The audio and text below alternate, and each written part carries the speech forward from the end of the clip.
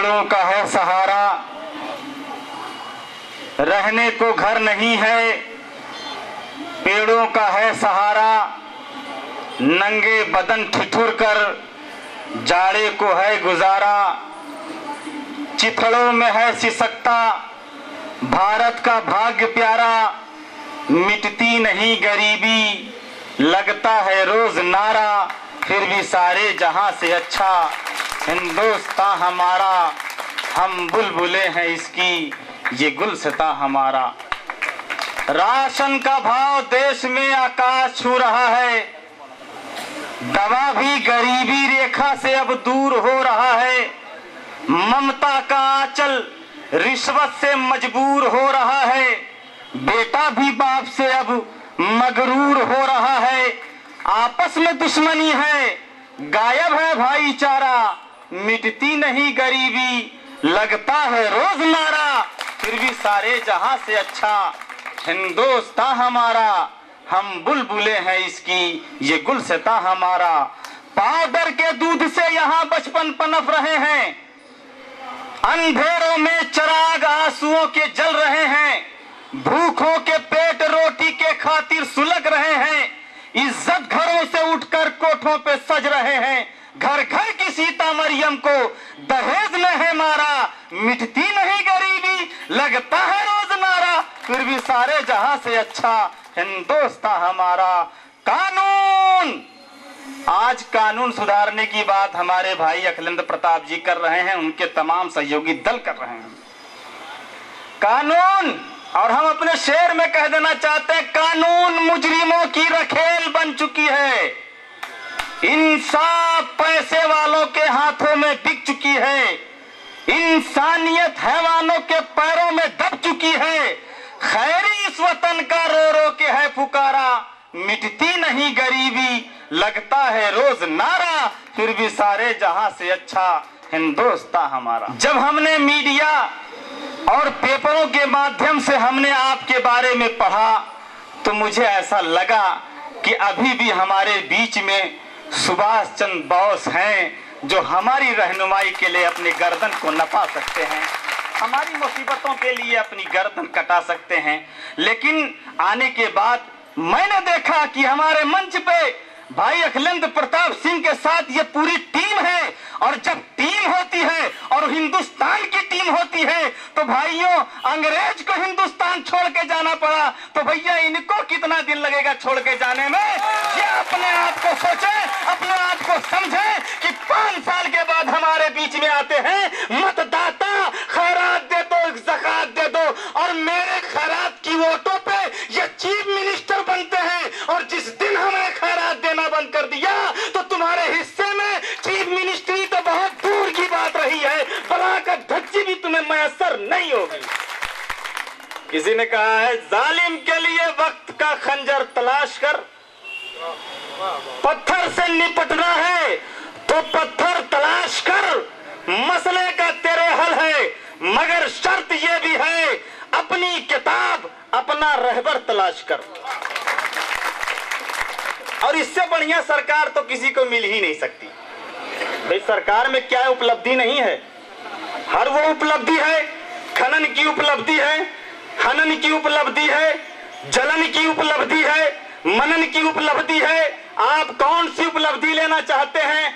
हत्या देखना हो तो सपा सरकार में देख लीजिए, बलात्कार देखना हो तो सपा सरकार में देख लीजिए, घोटाला पोटाला घोटा पोटा जितना सब कुछ देखना हो सरकार में देख लीजिए। और सबसे बड़ी बात तो यह है कि निर्दोष लोग अगर जेलों में है तो वो भी सुरक्षित नहीं है, और जो सुरक्षा बल के लोग हैं वो भी बाहर सुरक्षित नहीं, इसलिए गुंडा राज कायम है। और सबको सुधारने के लिए भाई अखिलेंद्र प्रताप सिंह जी आज 10 रोज से बैठे हैं कि आप अगर चाहते हैं कि खनन रुक जाए, आप चाहते हैं मनन रुक जाए, आप चाहते हैं मुल्क का अमनो अमान सलामत रहे, आप चाहते हैं मुल्क में एकता अखंडता सलामत रहे, आप चाहते हैं तो आप नीचे ऊंचे से लेकर सबको बराबरी का हिस्सेदारी हो, सबको सबका हक मिले, तो आपको कानून व्यवस्था दुरुस्त कर देनी पड़ेगी। नहीं, हम वही मांग रहे हैं जो हमारा अधिकार है, हम वही चाह रहे हैं जो हमारा अधिकार है। हम तुमसे अलग से कुछ मांग तो नहीं रहे हैं, हम यही तो कह रहे हैं कानून चरमरा गया है, कहीं गुंडा राज चल रहा है, कहीं हत्याएं हो रही हैं, कहीं बलात्कार हो रहा है, कहीं जुल्म सितम के बर्बरियत के पहाड़ तोड़े जा रहे हैं। आप सिर्फ कानून व्यवस्था दुरुस्त कर दीजिए, मामला सब दुरुस्त हो जाएगा। अगर मैं मुजरिम हूं तो मुझे फांसी दे दो, और अगर तुम मुजरिम हो तो तुम्हें खुद चढ़ जाना चाहिए। लेकिन बारे बेहया, चुनाव आ गया, एक बात याद आ गई, गांव की प्रधानी थी और उस चुनाव में पहले शेर प्रधान हुआ करता था हजरत, लेकिन काफी दिन शेर प्रधानी कर लिया। बंदर ने कहा यार ये शेर हमेशा प्रधानी करेगा, हम बंदरों का नंबर नहीं आएगा क्या? बंदर ने कहा मैं चुनाव लड़ूंगा, और बंदर चुनाव लड़ गया जनाब। लेकिन जंगल के तमाम जानवरों ने बंदर को वोट किया और बंदर जीत गया। एक दिन ऐसा भी हुआ, शेर तो बड़ा दुखित था यार कि मैं शेर और मुझे हरा दिया गया। जनाब उसने एक बकरी के बच्चे को पकड़ लिया, कहा आज सुबह का नाश्ता इसी का होगा।